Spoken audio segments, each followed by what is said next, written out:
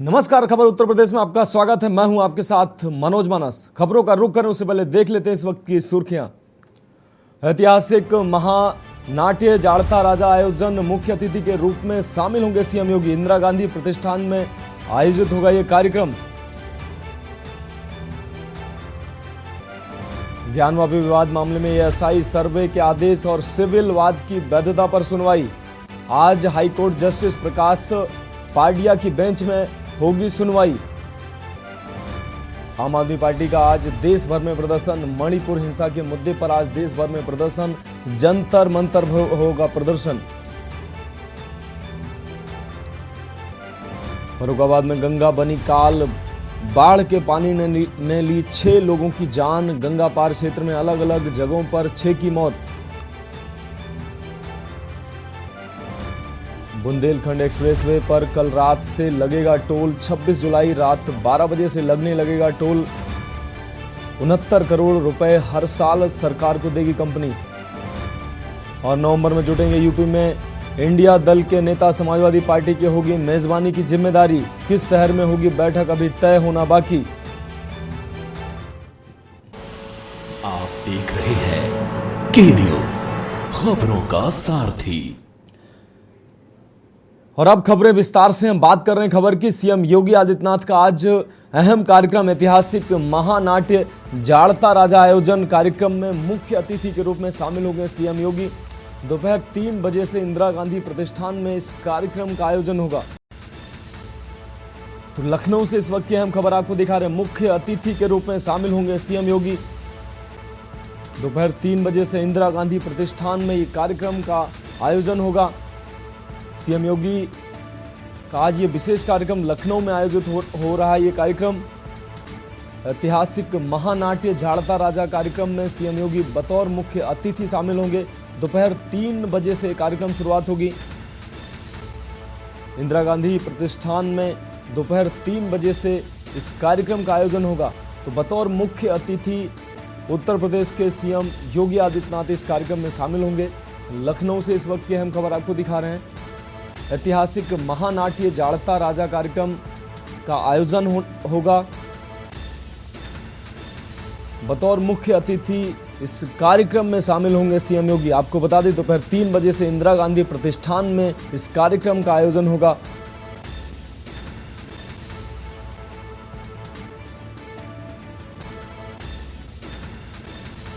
तो ऐतिहासिक महानाट्य जाड़ता राजा कार्यक्रम का आयोजन इंदिरा गांधी प्रतिष्ठान में यह कार्यक्रम आयोजित होगा। दोपहर 3 बजे से इस कार्यक्रम की शुरुआत होगी, जिसमें बतौर मुख्य अतिथि सीएम योगी शिरकत करेंगे।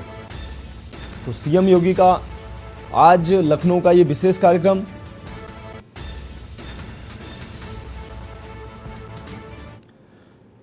अगली अहम खबर प्रयागराज से है। ज्ञानवापी मामले से जुड़ी बड़ी खबर आपको हम दिखा रहे हैं। एएसआई सर्वे के आदेश और सिविल वाद की वैधता पर आज सुनवाई होनी है। हाई कोर्ट के जस्टिस प्रकाश पाडिया की बेंच में आज सुनवाई होगी। वाराणसी कोर्ट ने ज्ञानवापी के एएसआई सर्वे का दिया था आदेश। उससे पहले फर्रुखाबाद से अहम खबर आपको दिखा रहे हैं। बाढ़ के पानी में डूबकर 12 घंटे के अंदर 6 लोगों की दुखद मौत हुई है। तो चित्रकूट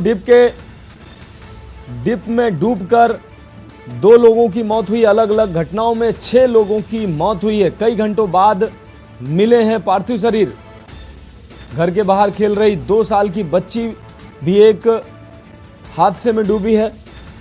पानी में डूबी कई घंटे बाद इस बच्ची का उतराता मिला है शव। तो मासूम का शव देख परिवार में कोहराम मच गया। थाना पुलिस भी मौके पर पहुंची है।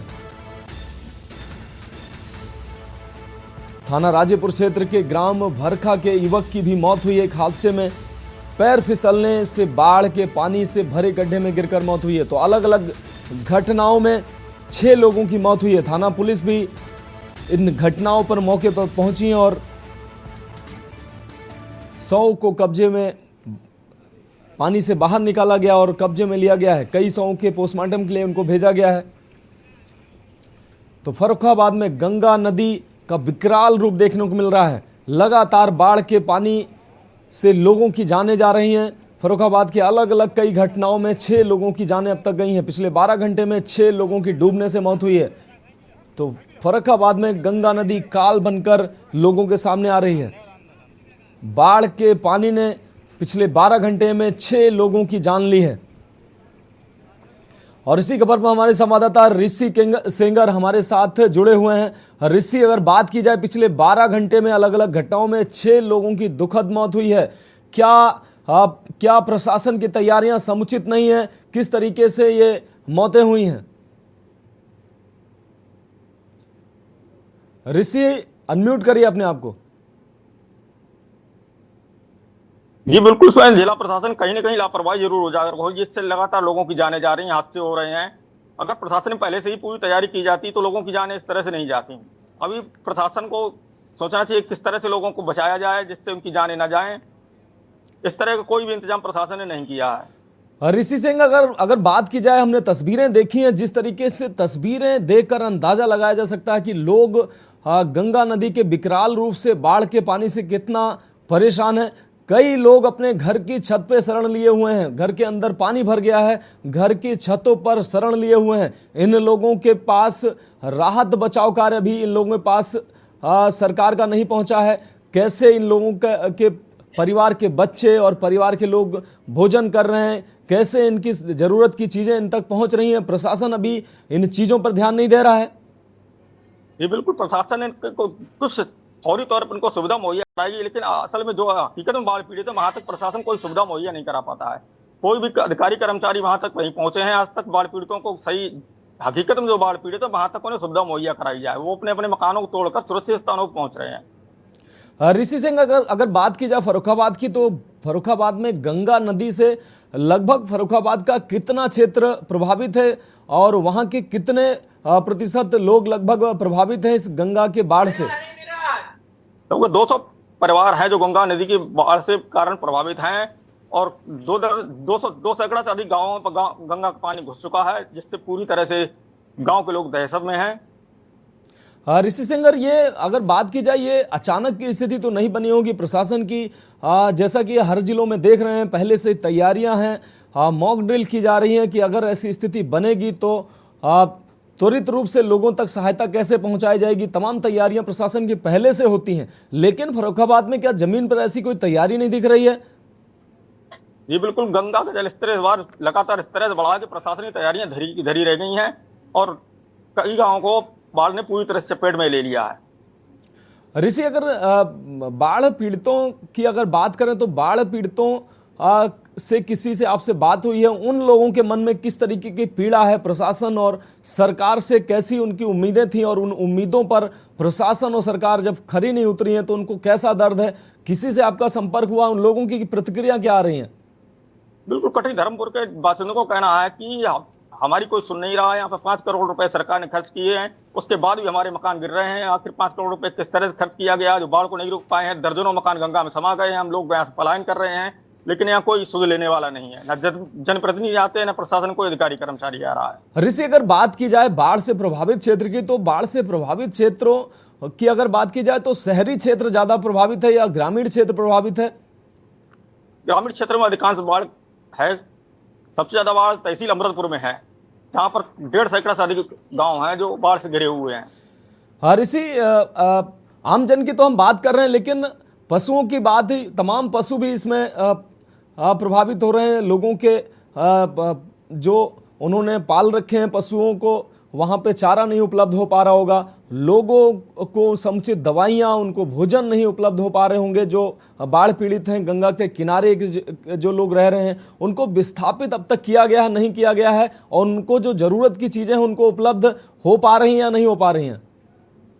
जी बिल्कुल, बाढ़ पीड़ित जो हैं वो अपना आशियाना सड़क के किनारे बनाए हुए हैं। लगातार देखने को मिल रहा है कि वो खुद अपने आप ही अपना जीवन यापन कर रहे हैं, उन्हें कोई सरकारी सहायता मुहैया नहीं कराई जा रही है।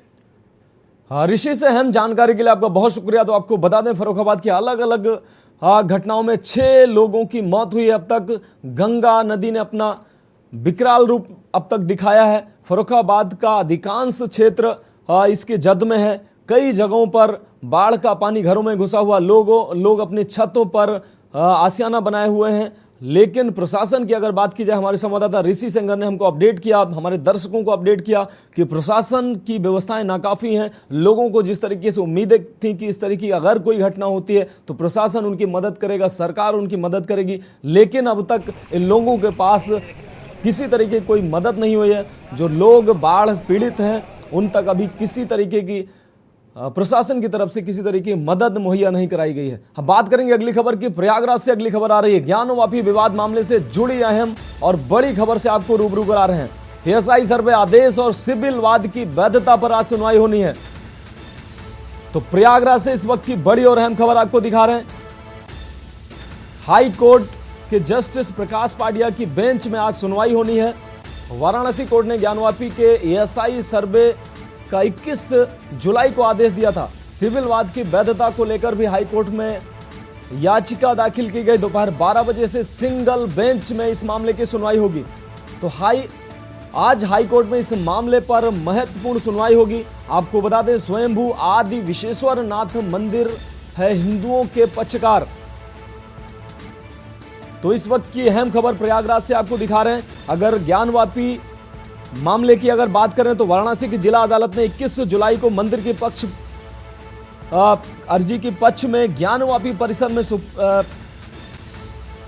सर्वे एएसआई सर्वे की इजाजत दी थी और उस क्षेत्र को छोड़कर जो सुप्रीम कोर्ट के आदेश पर सील क्षेत्र है, जिसको हम वजू खाना कहते हैं, उस क्षेत्र को छोड़कर बाकी क्षेत्र का एएसआई सर्वे का आदेश दिया था। कल सुबह एएसआई की टीम 30 सदस्यीय टीम ने इस ज्ञानवापी परिसर का सर्वे करने पहुंचती है। उससे पहले मुस्लिम पक्ष इस मामले पर याचिका दाखिल करता है। सुप्रीम कोर्ट में इसकी सुनवाई होती है। इस बीच 5.5 घंटे का लगभग सर्वे पूरा हो चुका था। उसके बाद सुप्रीम कोर्ट का आदेश आता है कि सर्वे को वहीं रोक दिया जाए, जिसके बाद सर्वे रोक दिया जाता है। तो ज्ञानवापी का यह अहम मामला, इसी खबर पर हमारे संवाददाता बिक्की डे हमारे साथ जुड़े हुए हैं। हाँ बिक्की, अगर ज्ञानवापी मामले की बात की जाए तो सारा मामला अब तक जो है वो पब्लिक डोमेन में है। क्या अहम अपडेट आज हो सकते हैं? हाई कोर्ट के सामने मुस्लिम पक्ष की आज सुनवाई होनी है। क्या अहम अपडेट इस पर आपके पास है?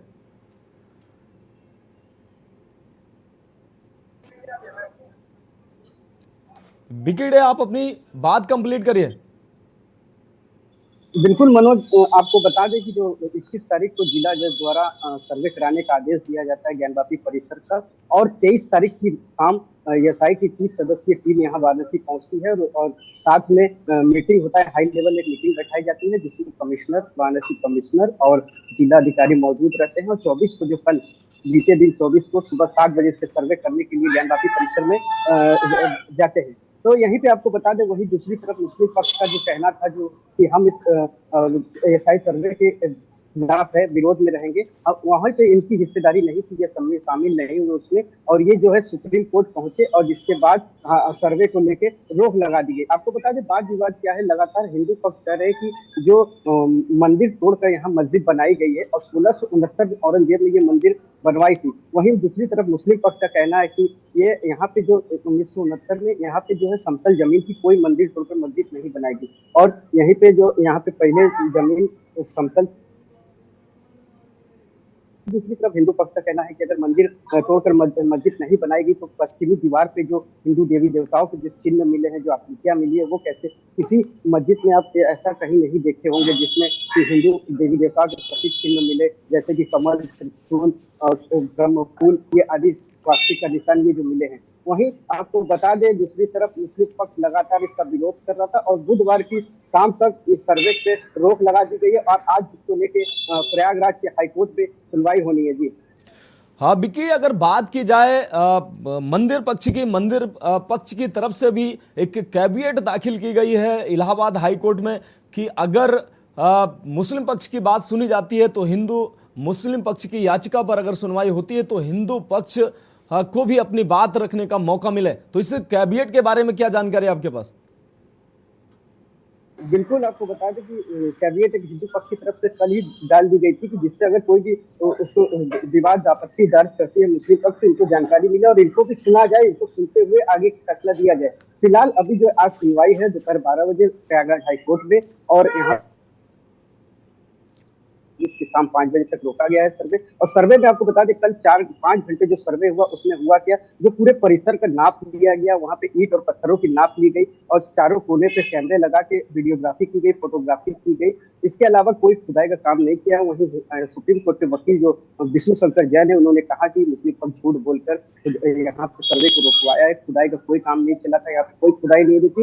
लेकिन खुदाई का हवाला देते हुए सुप्रीम कोर्ट जो पहुंची है और वहां पे सर्वे के लिए जो आपत्ति जताई, और सर्वे को फिलहाल 26 तारीख शाम 5 बजे तक रोक दिया गया है। और हमें आशा है कि 26 तारीख की शाम 5 बजे तक ये जो खारिज हो जाएगा, उसके बाद हम पुनः सर्वे के कार्य यहाँ पे शुरू हो जाएगा। जी हाँ बिकेट, अगर बात की जाए कल के सर्वे की तो कल सर्वे के दौरान सुप्रीम कोर्ट के आदेश आने से पहले जो 5.5 घंटे का सर्वे हुआ, उस सर्वे में जो 30 सदस्यीय सर्वे टीम थी उसमें हिंदू पक्ष के जो पक्षकार थे उन लोगों ने, जो जांच अधिकारी हैं उनको उस परिसर के अंदर कमल, स्वास्तिक, घंटा आदि तमाम वो चिन्ह बताया जा रहा है कि दिखाए हैं, जिनसे ये प्रमाणित होता है कि यहाँ पर पहले मंदिर था। हालांकि ये प्रमाणित कोर्ट करेगा, लेकिन हिंदू पक्ष की तरफ से ऐसे कई निशान और चिन्ह सब दिखाए गए उन जांच अधिकारियों को, जिससे सिद्ध होता है कि ये यहाँ मंदिर पहले से मौजूद था।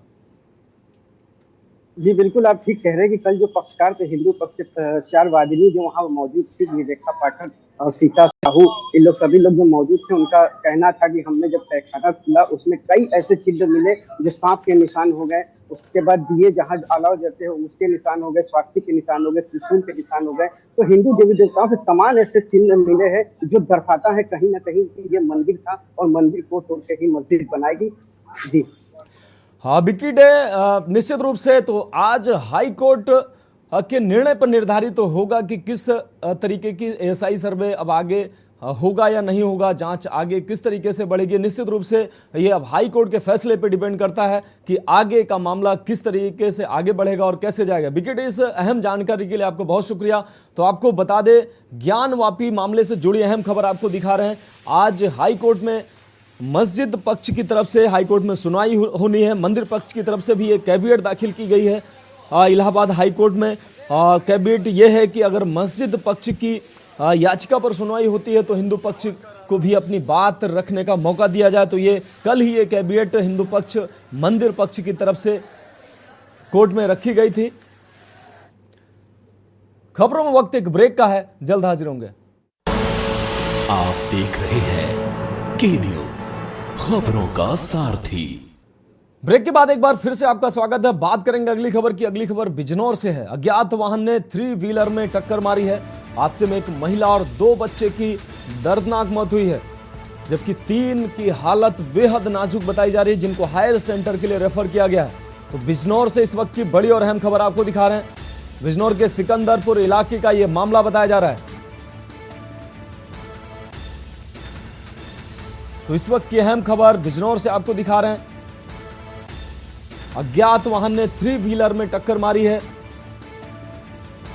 और इस दुर्घटना में एक महिला और 2 बच्चे की मौके पर ही मौत हो जाती है, जबकि 3 लोग नाजुक रूप से, जिनकी हालत नाजुक बनी हुई है, उनको हायर सेंटर के लिए रेफर किया गया है। बिजनौर के सिकंदरपुर इलाके का यह मामला इस वक्त की बड़ी और अहम खबर बिजनौर से आपको दिखा रहे हैं। अज्ञात वाहन ने 3 व्हीलर में टक्कर मारी है, जिसके बाद 3 लोगों की मौके पर ही मौत हुई है। हादसे में एक महिला और 2 बच्चों की मौके पर मौत हुई है, जबकि 3 लोग गंभीर रूप से घायल हैं, जिनकी हालत नाजुक बताई जा रही है। इन घायलों को हायर सेंटर के लिए रेफर किया गया है। बिजनौर के सिकंदरपुर इलाके का यह मामला बताया जा रहा है। तो बिजनौर से इस वक्त की बड़ी और अहम खबर, अज्ञात वाहन ने 3 व्हीलर में टक्कर मारी है और उसमें मौजूद सवारियों में एक महिला और 2 बच्चों की मौत हुई है, जबकि 3 लोगों की हालत नाजुक बनी हुई है, जिनको हायर सेंटर के लिए रेफर किया गया है। आपको बता दें, बिजनौर के सिकंदरपुर इलाके का यह मामला बताया जा रहा है।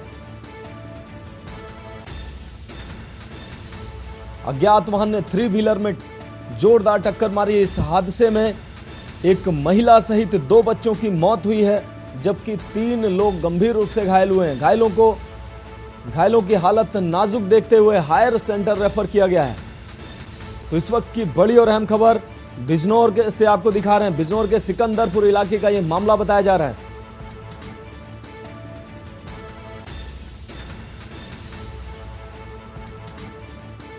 हादसे में एक महिला सहित 2 बच्चों की मौत हुई है, जबकि 3 लोग गंभीर रूप से घायल हुए हैं। अज्ञात वाहन ने 3 व्हीलर में टक्कर मारी है, जिससे 3 लोगों की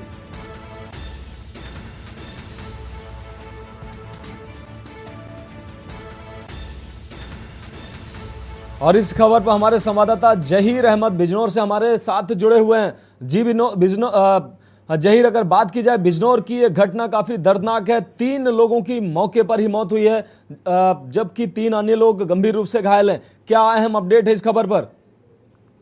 बिल्कुल, देखिए मैं आपको बता दूं, ये बिजनौर के कोतवाल देहात थाना क्षेत्र के नजीबाबाद रोड सिकंदरपुर के पास हादसा हुआ है।